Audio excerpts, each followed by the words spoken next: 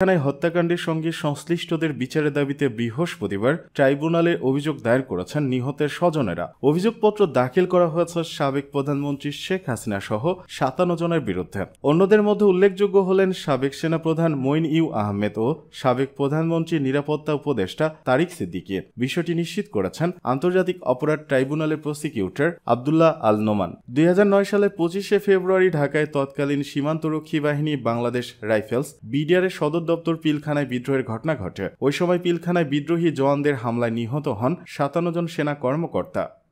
Kings party বলে সবার গালি খাচ্ছে, মন্তব্য সমন্বয়ক কাদেরের। বৈষম্য বিরোধী ছাত্র আন্দোলনের নেতৃত্ব দেওয়া সমন্বয়কদের সংগঠনকে সবাই কিংস পার্টি বলে অভিহিত করছেন বলে মন্তব্য করেছেন সমন্বয়ক আব্দুল কাদের। বৃহস্পতিবার নিজের ফেসবুক আইডিতে দেওয়া পোস্টে তিনি বলেন, একটা বিপদেই আছি, ছাত্রদের পক্ষ থেকে সরকারে গেছে মাত্র ৩ জন, এতেই কিংস পার্টি বলে সবার গালি খাচ্ছি। সরকারের যে কোনো কাজের দায়ভার কাঁধে আসছে। তিনি বলেন, সারা দিন ভাত পানি না খেয়ে গালি খেয়ে দিন পার করছি, অথচ অন্তর্বর্তীকালীন সরকারের অন্য সব দলের প্রতিনিধি আছে, ডিসিশন মেকিং এ সবার অংশ আছে, নিয়োগ বদলিতে সবাই হস্তক্ষেপ করে, তারপরে ওই সমস্ত দলের মাঠ পর্যায়ের নেতাকর্মীরা সরকারের সব কর্মকাণ্ডের দায়ভার আমাদের দেয়, যত দোষ নন্দ ঘোষের। প্রসঙ্গত, বৈষম্য বিরোধী ছাত্র আন্দোলনের নেতৃত্ব দেওয়া অনেকেই পুনর্গঠিত বৈষম্য বিরোধী ছাত্র আন্দোলন ও নাগরিক কমিটিতে যুক্ত হয়েছেন। আগামী ২-১ মাসের মধ্যেই সংগঠন দুটি রাজনৈতিক সংগঠন হিসেবে আত্মপ্রকাশ করবে বলে জানিয়েছেন নাগরিক কমিটির আহ্বায়ক নাসিরউদ্দিন পাটোয়ারি। সরকার ৫ মাসে কি করেছে? প্রশ্ন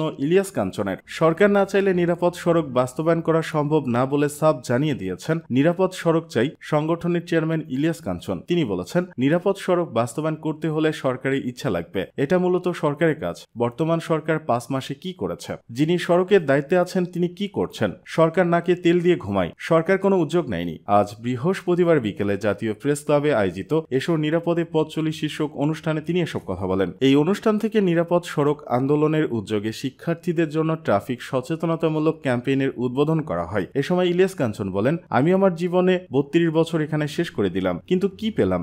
রাজনৈতিক দলগুলোকে বলেছি এটা জাতীয় ইস্যু, এটাতে সবাই ঐক্যবদ্ধ হন, কিন্তু তারা ঐক্যবদ্ধ হয় না। আমি সব সময় দুটি রাজনৈতিক দলের কাছে গেছি, যে দল সরকারে ছিল ওই দলের কাছে গেছি, আর প্রধান বিরোধী দলের কাছেও গেছি। তিনি বলেন, সড়কে নামলে আমাদের মনে রাখতে হয় নিজের জীবন বাঁচাতে হবে। ৫ থেকে ২৯ বছরের মানুষ বেশি মারা যাচ্ছে, সবচেয়ে বেশি পথচারী মারা যাচ্ছে, কারণ যাদের দায়িত্ব তারা কেউ কাজ করছে না। সড়ক ও মহাসড়ক বিভাগের রাস্তা ২৪,০০০ কিলোমিটার, আমরা তাদের দিকে বারবার তাকাই, কিন্তু স্থানীয় প্রকৌশল অধিদপ্তরের রাস্তা ২.৫ কিলোমিটার, তাদের কিছু বলি না। এখানে অনেকগুলো মন্ত্রণালয় একসঙ্গে কাজ করতে হয়, কিন্তু তাদের কোনো সমন্বয় নেই।